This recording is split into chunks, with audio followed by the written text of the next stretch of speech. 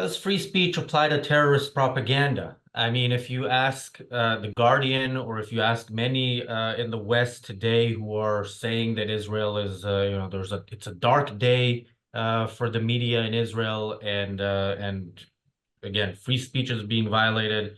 The answer is a very clear yes.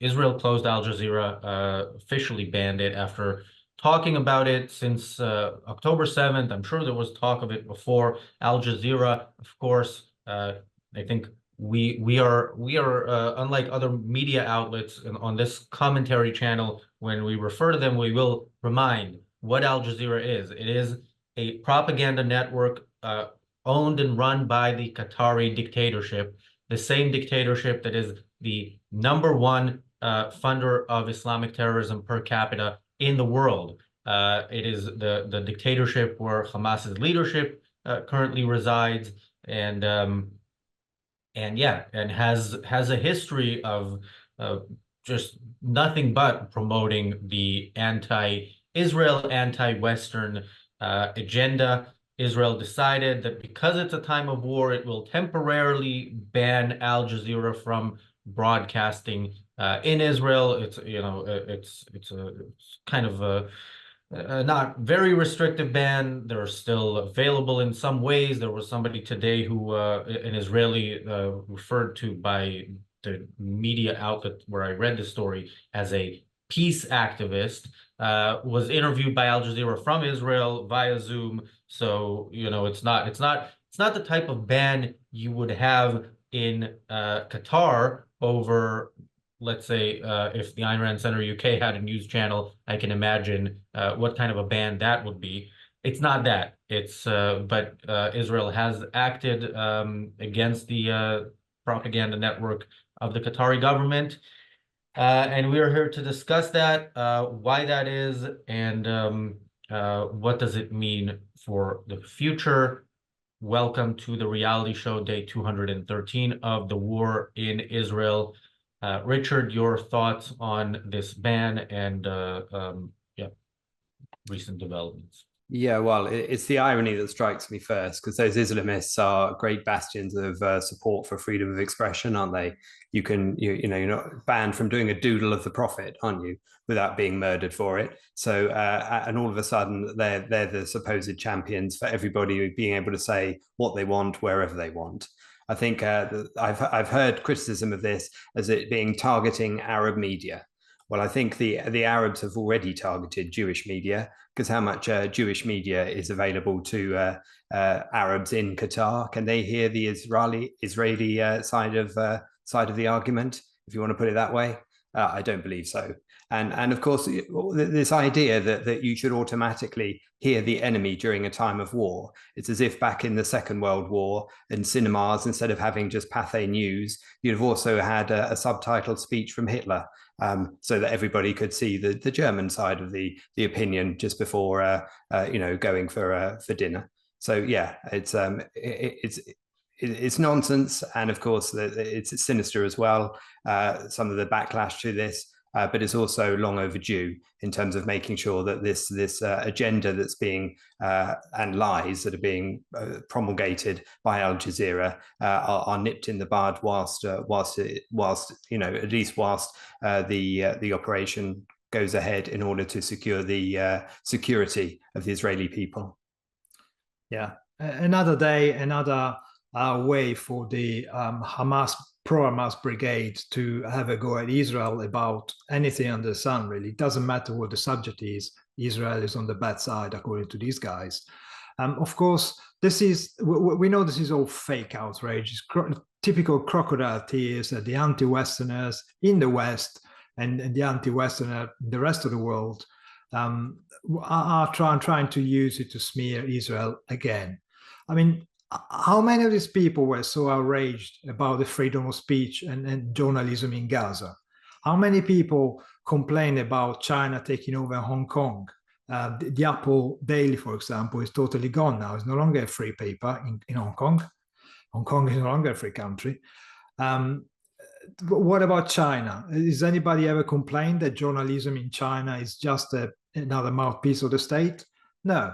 But if you look at Al Jazeera, it is actually how it's been described by the Israeli, a mouthpiece for Hamas. It's not an accident that it's a Qatari-based station, and this kind of behavior is hardly outrageous. What you're doing, you ban for 45 days a news outlet who's backed by the Qatari, who are hiding the heads of the Hamas government from Gaza. And it's the same government which declared war on Israel over and over and over again. So Israel is in a state of war, and it's got every right to get rid of every single news outlet who's aiding and abetting the enemy, who's providing information, who's providing propaganda from within its own country. It's, to be honest, personally, I would have got rid of them on the ground that they are actually in danger in their whole state in the first place. It's a bit like Russia today here in Britain. But that's all right. Suddenly, everybody's so worried about freedom of speech, and suddenly Al Jazeera is so worried about the freedom and access to information coming from a country which is effectively another sort of Islamic dictatorship. Suddenly freedom is one of the main points for these people. Is Russia Today banned in the UK? I think it is now. It didn't used to be, but I think early on in the Ukraine war it was banned. Yeah, but it was certainly broadcasting for a good number of years, and it was broadcasting Putin's propaganda to every UK TV set that chose to listen, even if hostilities weren't openly declared. And George Galloway and Salmon, the former first minister of Scotland, were regular people in there. They had their own shows. It's not a surprise. George Galloway, even without being on Russia Today, is still a fan of Russia, which makes sense considering his views on things in general. Morgan. Well, this has unleashed a cavalcade of whimpering and self-pity from the pro-Israeli side and from the Al Jazeera types, where they're posting on Twitter images of destroyed buildings and saying, see, this is what the Israelis want to hide from you because Al Jazeera is covering this.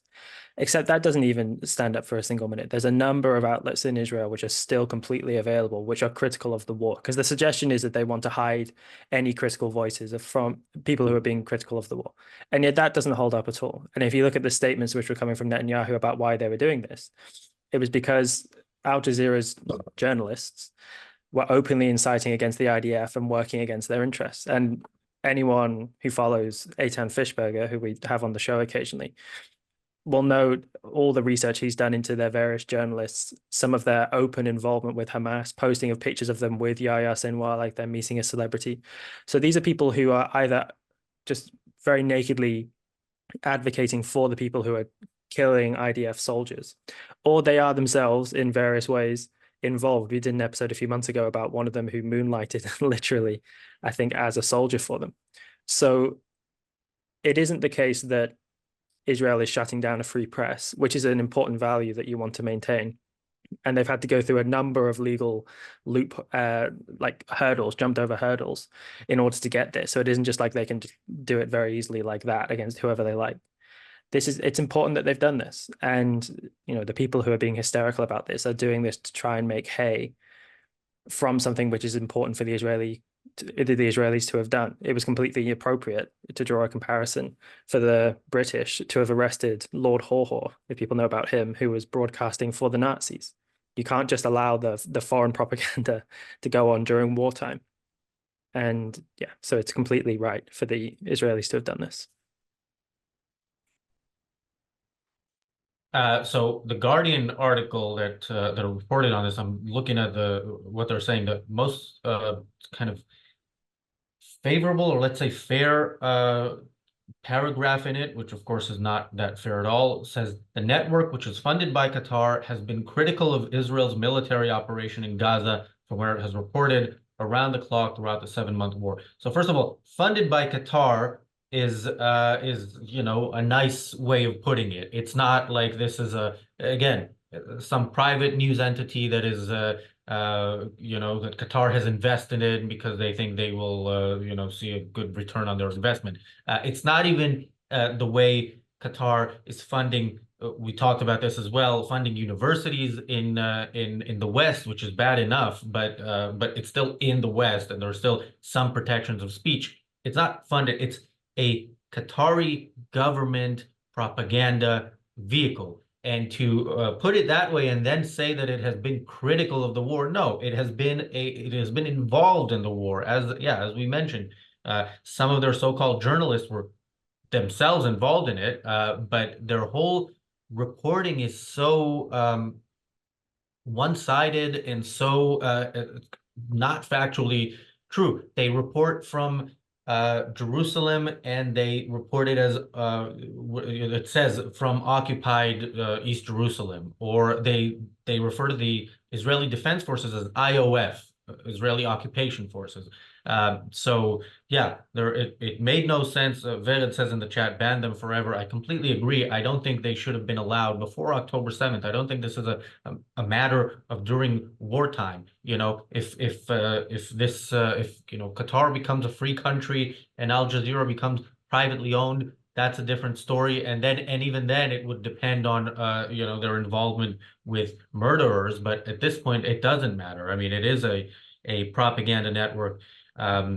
Jesse says UK needs to ban Al Jazeera. I agree with that as well. I don't think we should be, and if we banned Russia today, that's good. That's a step in that direction. Let's be consistent. Let's not wait until these countries attack people we want to support, but when they attack people we kind of half want to support when they get attacked, but not when they respond, then we'll allow those networks. That's not how it should go.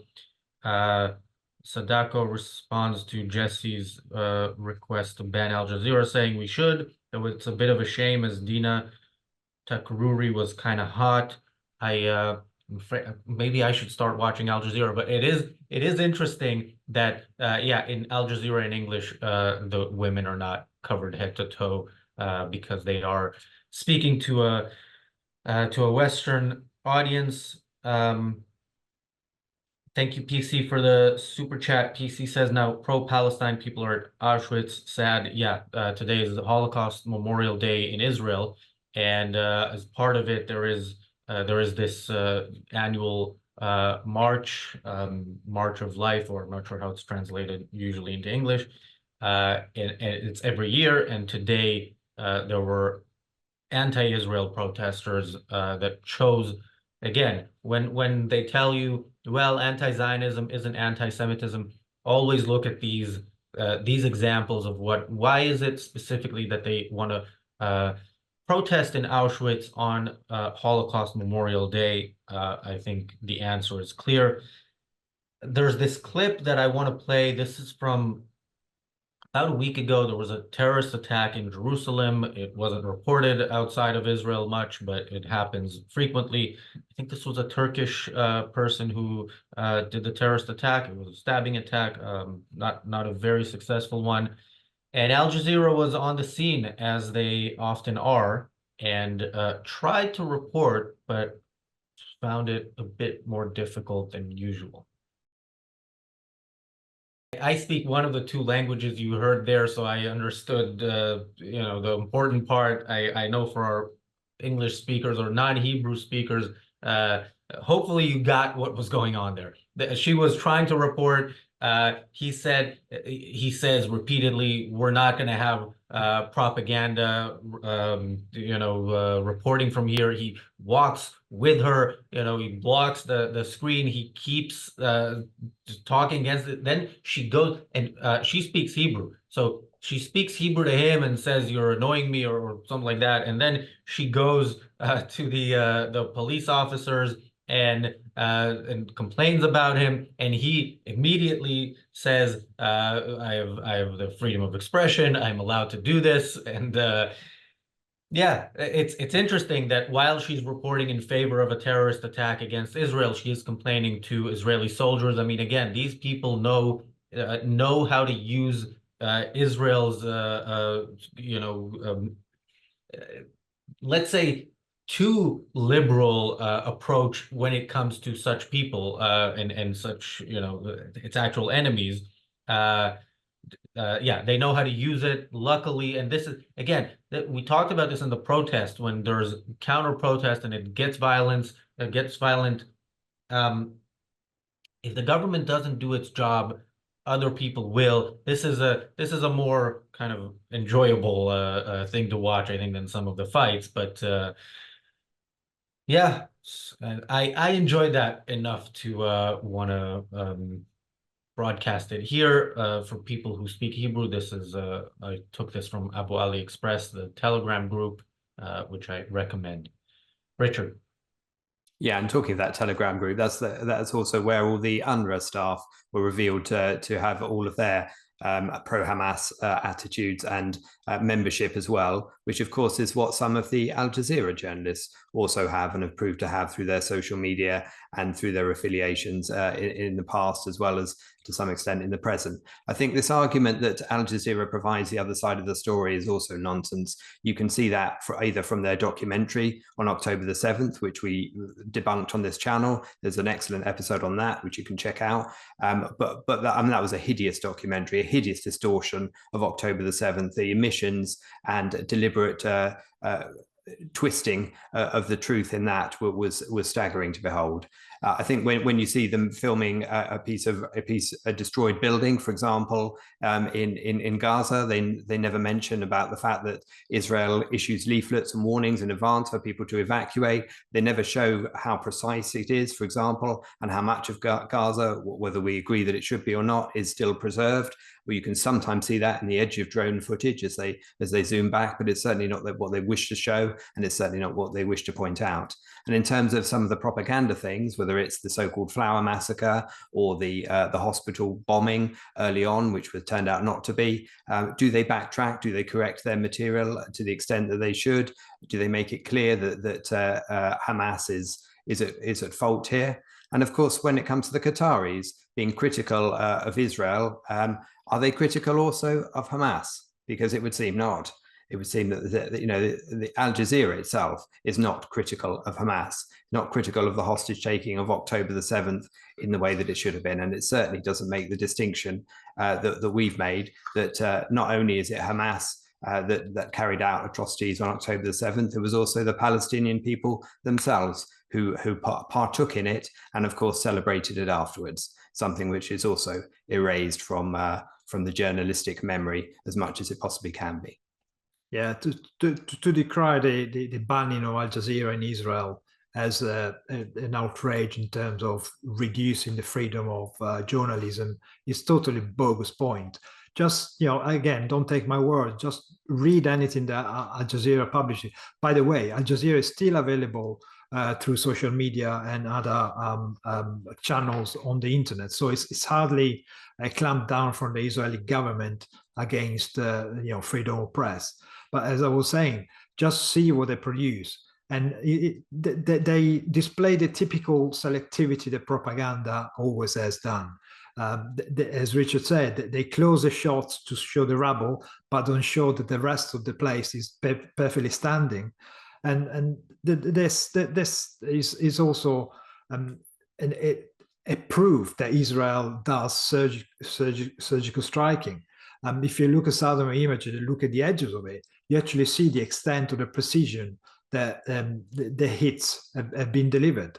They hit where they need to hit. They don't, as the propaganda said, they don't hit indiscriminately whatever areas. Just look at the pathetic stuff going on right now in Rafah. They've been working the last couple of days, shifting people out because they're about to bomb a certain area or have a military operation. Meanwhile, everybody who needs to run away is running away. So what are we left with behind? To claim this is an attack to freedom of speech and journalism is such a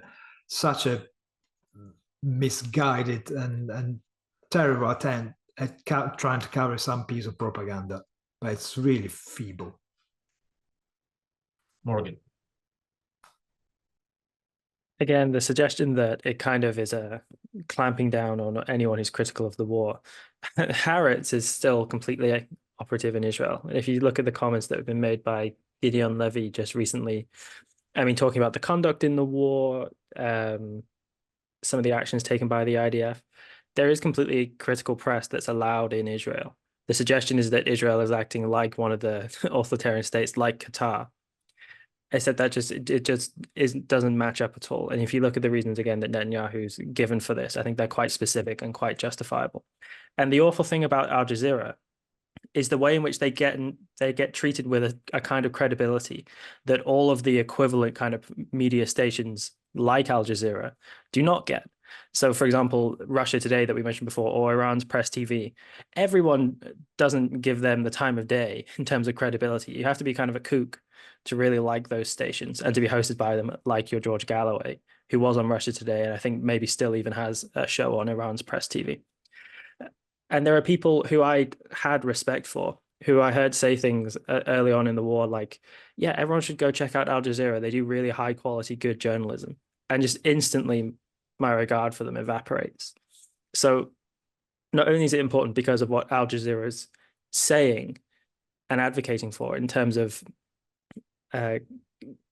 inciting against the IDF and their soldiers being involved with Hamas, but awfully, it has some kind of traction with people. Unlike, if Iran's Press TV was denouncing Israel as the great Satan or whatever, you would expect that, and people, I don't think it would wash with people. But when Al Jazeera says it with a slightly higher gloss of professionalism, somehow it works. So yeah, this is a tremendous thing, and good for that kid for jumping in the way.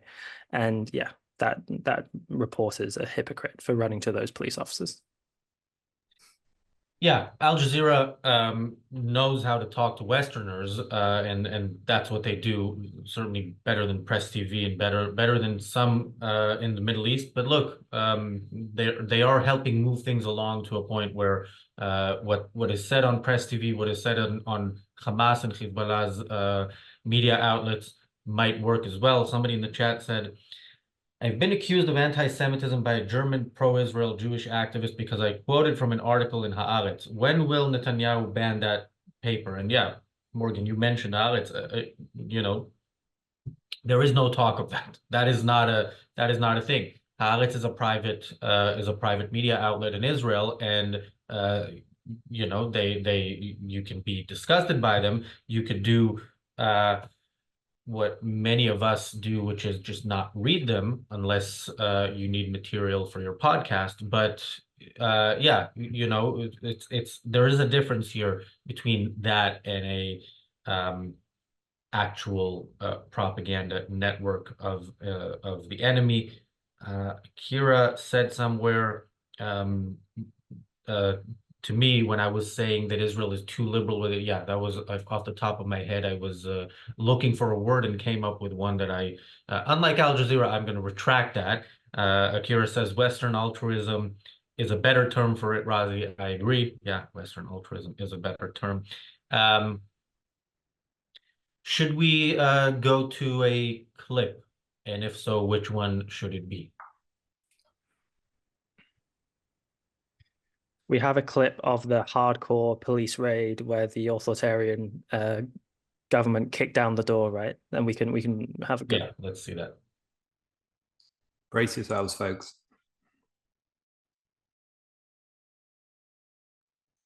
Hardly the people walk into a room where there's some TV equipment, and that's where the drama starts and ends. I mean, I've been to more dramatic meetings than that. It really. But yes, the way it's the way this is framed when it's described, which gives the impression that it's a violent raid that involves smashing equipment, all that kind of stuff, at least by inference, when it clearly isn't.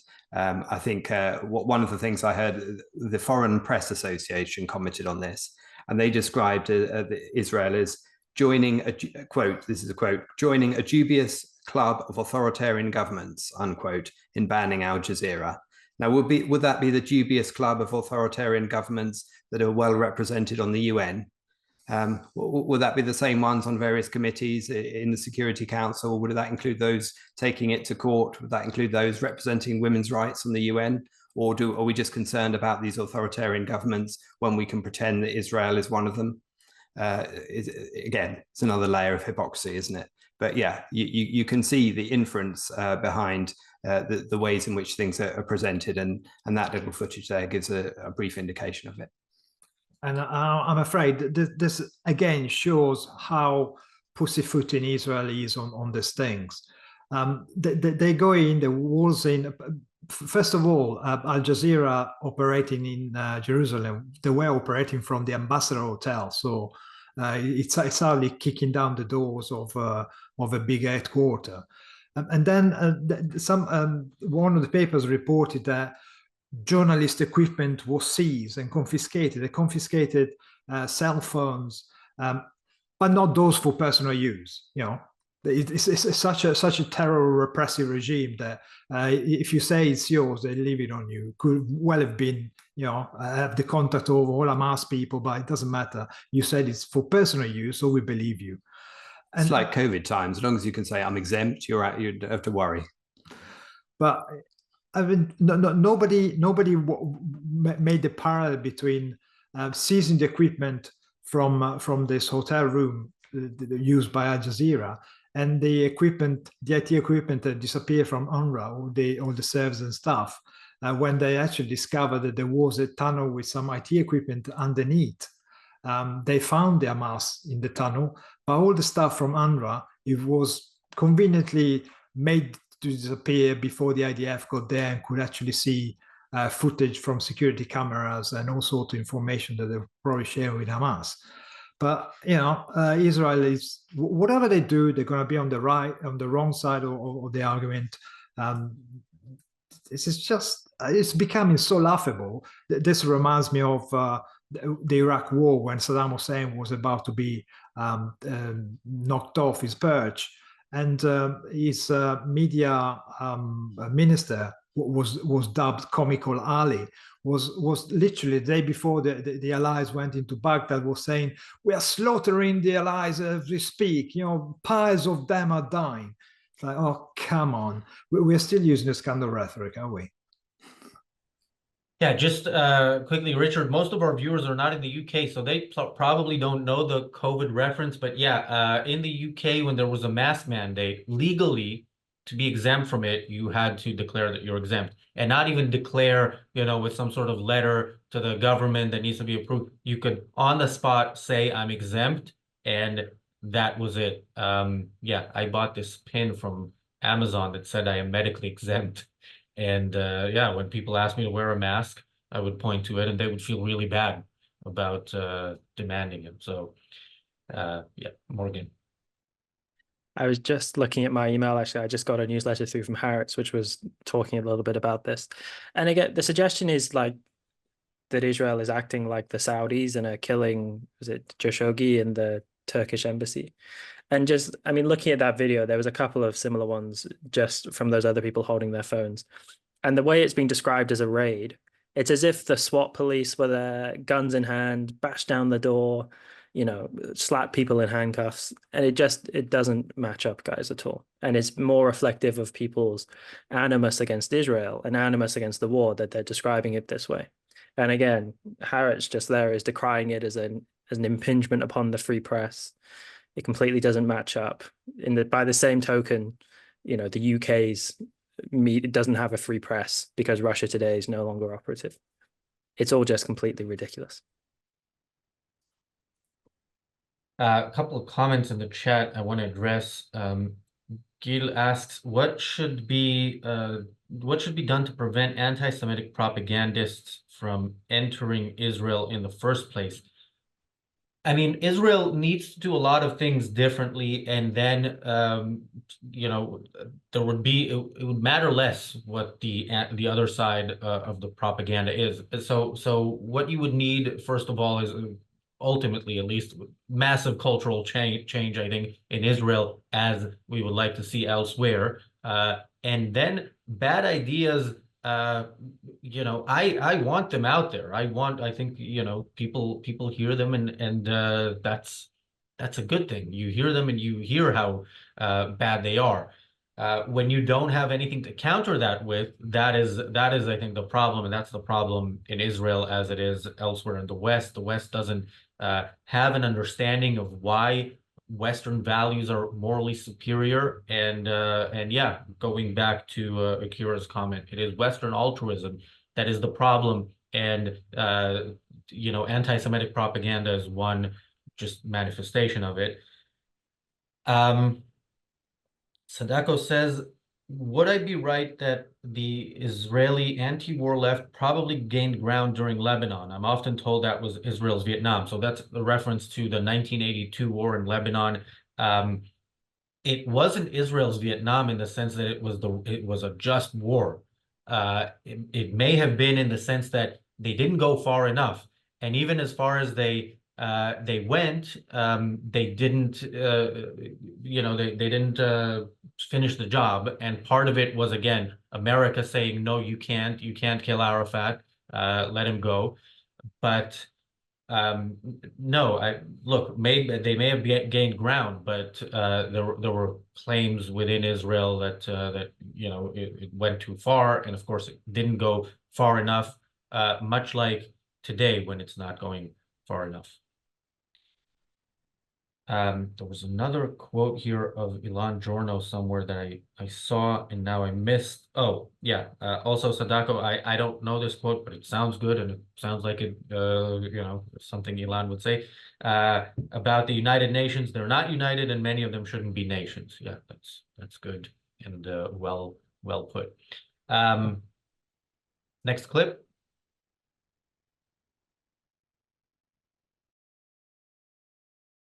Long more. I mean, yeah, it does. There's like another minute. All right, we can play that later. I mean, first of all, Yanis Varoufakis, has been a long time since I heard that piece of shit. But and I couldn't not focus on whatever it was on his t-shirt. There was like lots of hairs and stuff. He has no hair on his head. I don't know where it came from.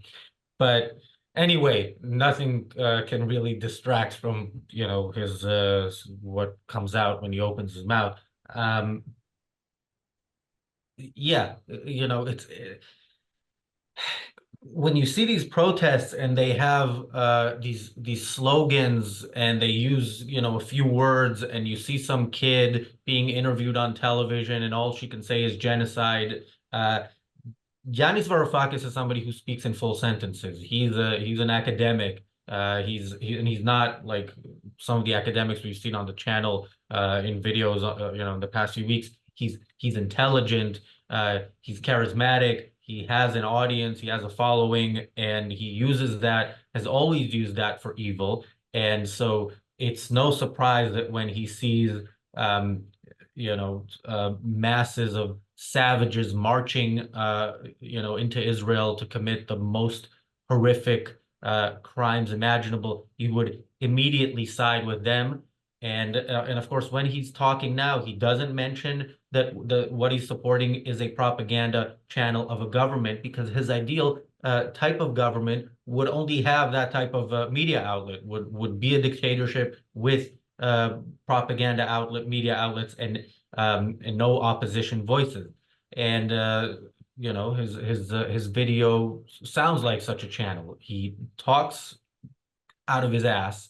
He says things that anybody in his audience, if they fact checked him, would not find a single sentence where he is not lying. But yeah, he will, you know, that and everything he says is going to be popular, unfortunately. Richard. Yeah, I've never seen Yanis Varoufakis talking when he's not sitting on the back of a bandwagon, riding it in the direction that it's going and making hay out of everything that is on it. He's honestly such an opportunist. It's vomitous, really. And one of the things he's been for a long time is ultra critical of the EU. Now, I'm the same camp as that in the sense I'm ultra critical of the EU. But he's the classic example of, if you don't understand where he's coming from, what his principles are, what this base for that is, then people associate themselves with him for that fact based on that small area and praise him to the heights for it. when actually it's part of a much more left-wing Marxist style agenda that is really the opposite of what many of the people who criticize the EU for do so for. So you have to be extremely guarded with someone like that. And of course, you know, the nonsense that he's spouting there. I mean, Al Jazeera is also very well known for focusing on the piles of supposed dead bodies, even if they then sit up partway through, and the dolls that are wrapped up and pretended to be bodies in various footage, and of course the endless focusing in of kids and women as if there isn't a man living in Gaza in any form. That framing of everything is what they want you to see. So the idea that Al Jazeera is the one that's presenting the truth is just, it doesn't stand the light of day. Yeah, as Richard said, Varoufakis is an extreme left former finance minister in Greece, who actually think the EU is not socialist enough. Go figure. But who else would actually play this level of Palestinians are victim bingo? This is a word: genocidal ethnic cleansing, apartheid, genocide. It's like, oh, for the love of God, man, move on. I mean, he said something like it's a highly balanced organization, and now that Israel has banned the TV license for Al Jazeera, you no longer have access to the other side. Really, because how often the other side reports on the hostages that for 213 days have been held by the people in Gaza. This part of the other side is never known by anyone, do they? They always so conveniently forget that this whole thing has been started when the ceasefire in place, it was broken by the Gazan, went into Israel. Not only the Hamas thugs and terrorists, but also the people from Gaza who actually went into Israel. You just cannot even listen to these people when they open their mouths anymore. They discredit themselves on so many levels that you can more or less guarantee that if they support a side, that side is totally rotten the same way they are. Morgan. Yeah, so Yanis Varoufakis, as Marco said, was the finance minister in the Syriza government, you know, the radical left government of about, was it 9 years ago now? I'm trying to remember. And he's made a career since writing books, one called Techno-Feudalism, What Killed Capitalism, all very cool. I remember him being recommended to me by a young guy who kind of hated objectivism but didn't want to seem too harsh. He was like, oh, maybe you should check out Yanis Varoufakis. He'll definitely change your mind. I don't think that he did, to be honest.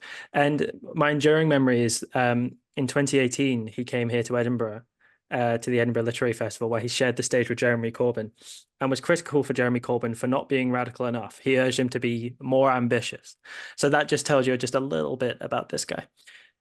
I think maybe what's motivating him to say here that, you know, it's an impingement upon the free press is that he was due to give a speech in Berlin, I think it was, certainly in Germany, about a month ago at the Palestinian Congress. And it was a speech that was banned. I didn't look into too much why about that ended up getting banned. But one of the quotes that was released from it, because they released the text of the speech afterwards, was that he said, "For if a single Jew is threatened anywhere just because he or she is Jewish, then I shall wear the Star of David on my lapel and offer my solidarity." I wonder whether he's doing that in regards to the war in Gaza right now. My sense is that he's not. Oh yeah, October 7th is terrible, but the Israelis can't go in and destroy Hamas because of all the civilian casualties. So people will just speak empty words to hope that people who won't pay too much attention will be convinced by them. But yeah, Varoufakis is someone on the radical left who really hates the kind of thing that the Israeli government represents, which is Western values. I think that's motivating him here to denounce the banning of Al Jazeera. Maybe the Star of David fell off while he was rolling around in his shag pile carpet. But the best bit is when he decries the fact that journalists have died in the strikes. Well, first of all, a good chunk of journalists are working for Hamas. You know, as Morgan said, they're well documented. Eitan Fischberger has done research way before this issue was even an issue. And then it's the same thing as you go in with humanitarian aid to help Hamas. Chances are you're going to be hit. You enter in a war zone. So if you choose to do that, especially if you fight on the side of Hamas, chances are you're going to get a bullet between your eyes. The same way as the people who are working for UNRWA and they are actually supporting Hamas. Yes, if you support Hamas, chances are the IDS will come and get you. It's not that just that many of the journalists are working for Hamas. It's that nobody can be a journalist in any territory controlled by Hamas and actually report the way they report from Israel, the way everybody who's, not Al-Jazeera since today is reporting from Israel, including the BBC, or not everybody, but the vast majority of Western media outlets, are anti-Israel, and they're reporting Israel's so-called crimes, calling it crimes, openly, and are reporting. You think anybody can do that from any Hamas-controlled territory? No. Does Yanis Varoufakis criticize that? No, unless he does in the last minute of his clip, which I haven't seen, but which we can play now. That's your cue, Morgan.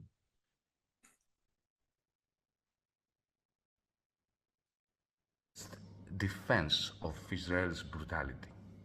Brutality on the ground, but also brutality when it comes to murdering the truth.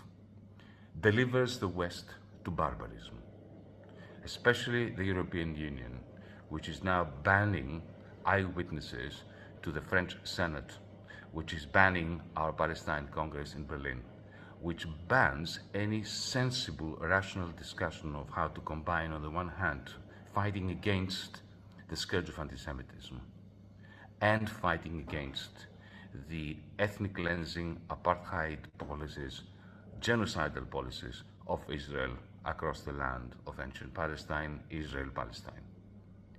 We need to rise up, because what is happening now is a harbinger of a clampdown on freedoms and on rights that we Europeans fought for centuries to grab, to establish, to gain. Let's rise up.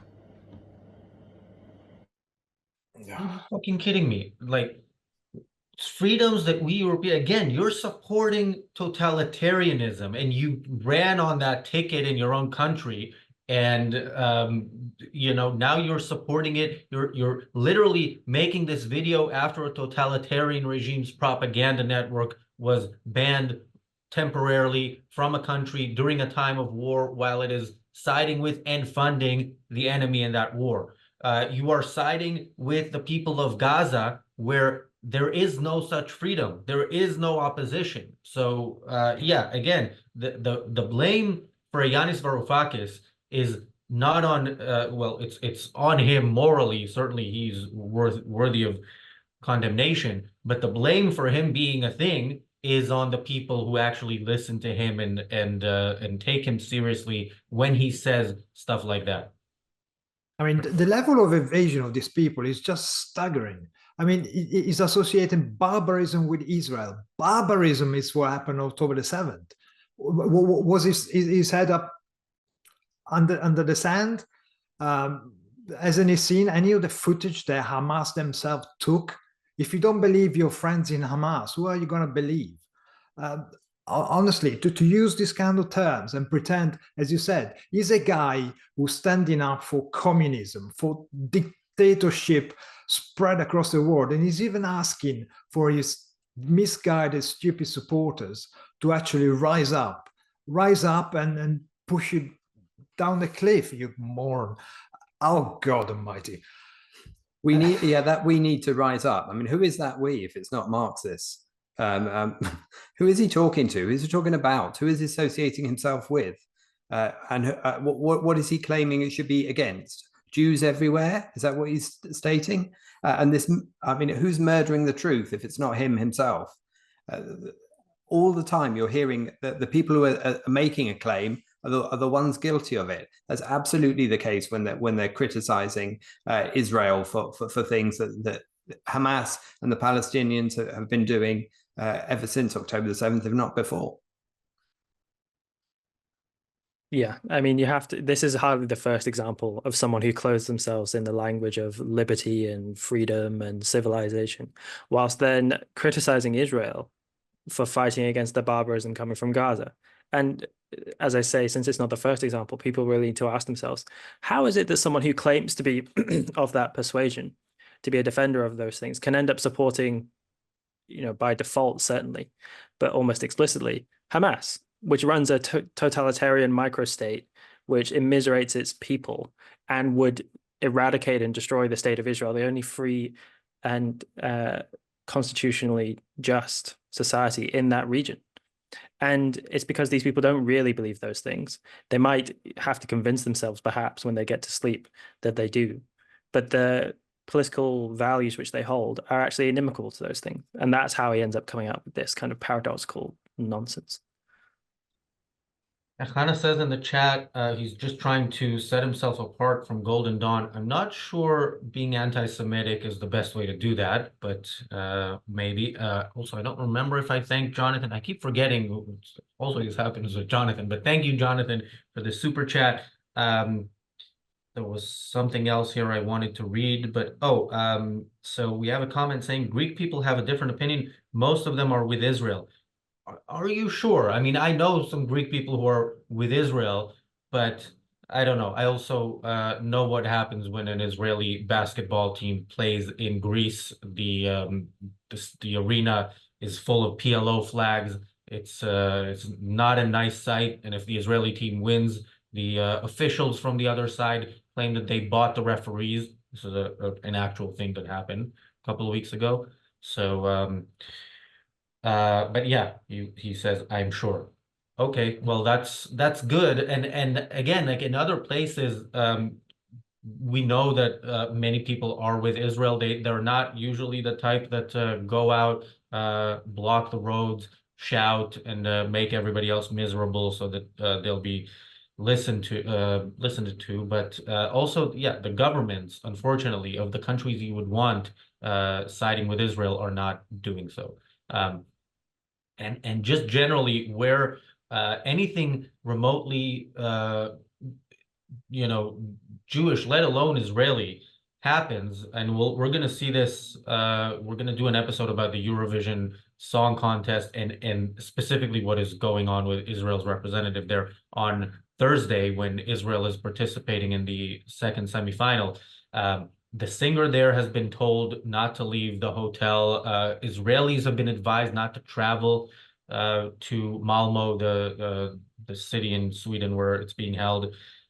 So yeah, it's things are not good. And again, the propagandists of the other side are not just the government propagandists like Al Jazeera, but others as well are a major reason for that.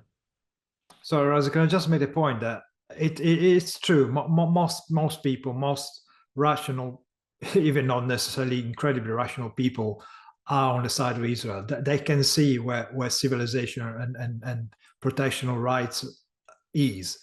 However, this is a time to start speaking up a bit. This is a time that your silence is no longer enough, because every time we tolerate idiots that talk on behalf of the Palestinians and the other terrorists around the world, that's not good enough. Now it's been clear now where the enemy is. So every time you shut up, you don't make yourself heard, or at least you don't fight back on the stupid stuff you hear, and you stop tolerating this kind of pro-Hamas, pro-Palestinian behavior. You're actually signing your own death warrant in the end. It's been over 200 days now. So I think at this point, if you really are on the side of Israel, stop tolerating all this stupid propaganda that's around you. At least challenge it when you hear about it.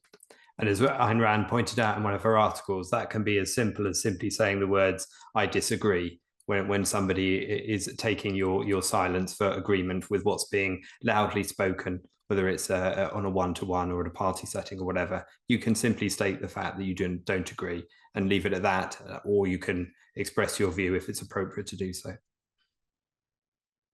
By the way, I had this idea, although I don't know if this is an appropriate way to express this, but I wondered if because even it doesn't have to be the majority of people actually supporting Israel, but enough people are on Israel's side that I wonder if a political statement will be made in Eurovision by voting for the Israeli song, because the Eurovision, at least when it comes to audience voting, has political voting. Sweden, Denmark give each other 12 points every time. That's kind of Greece and Cyprus, no offense, always give each other the full 12 points. I'm wondering how many people will actually be voting for Israel as a political statement, which, considering what the singer is going through and the fact that Malmo is a no-go zone for Israelis, is something that I would definitely support. So Morgan, you found somewhere that there's Hamas agreed to whatever the latest ceasefire proposal was. You found something saying that Israel agreed as well. I have not found that yet. I've found that Israel is considering it. They a bunch of these live updates were saying, oh, Israel's accepted it, and now they're saying, oh, while they're considering it and they're continuing, it's not going to stop them from their operation in Gaza. So it still seems a bit confused, but there are people cheering on the streets outside the Al-Aqsa hospital in Gaza at the moment. Yeah, and again, it's interesting that as soon as Israel does anything remotely forceful militarily, like telling people to evacuate one specific part of Rafah, all of a sudden Hamas folds. And again, as we've said, like the previous deal was much more favorable, or much less favorable to Hamas than the current one, because there was constant military action going on. Now, again, I oppose any negotiation with Hamas and any hostage deal, but this tells you something about how warfare is done and what kind of warfare works. And it's the kind where you use your military and not send food and medicine to the enemy and beg them not to be who they are. So also tells you a lot what kind of enemy Israel is facing. They are quite ready to take less favorable odds, because right now it suits them.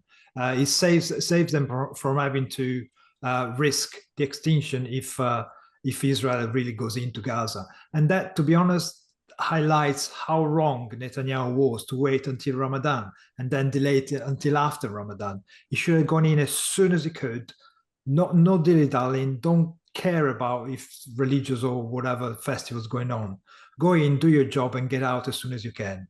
But and now you find yourself effectively playing your hands playing your cards in Hamas' hands. Hamas is taking advantage of it. It's literally playing Israel. They know exactly that Israel will cave in because it's too altruistic. So that they just take the piss out of them. They are taking advantage of it, and so nakedly now. But for sure, I think. Yeah. So I was going to say also, just when people are calling Hamas cowards who will fold at the first sign of resistance, people seem not to be convinced by that. But the fact that as soon as this, kind of as you were saying, Rosie, as soon as their announcement comes, oh, now after months of dithering and posturing and saying, oh, this is an outrage, we'll never accept this, now they agree to it.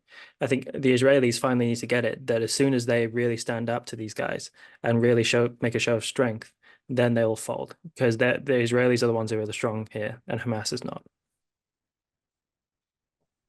WUB says Turkey gave Israel 12 points in Eurovision Song Contest in 1978.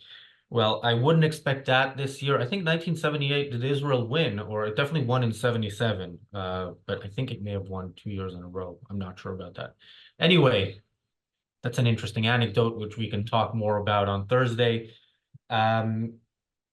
Yeah, I think we're over time. We can call it. Richard, Marco, where can people find more from you? You can find us on the Briefly Objective, the sister channel to this one, with the shorter content. The description below will tell you where to find that for shorter content. There was a new one posted only a couple of days ago with Mark Pellegrino being totally uncensored and forthright. and you will want to check that one out for sure, because I'm not sure we flagged that one up yet. So please check that one out, and make sure you subscribe to the channel. And Morgan, where can people find more from you? You can find me at Morgan Carter 98 on Twitter, which will be linked in the description along with my Substack. Thanks, guys. I'm Razi Ginsburg on X. Thanks, everybody, for watching, and we will be back with the Daily Objective and the reality show tomorrow.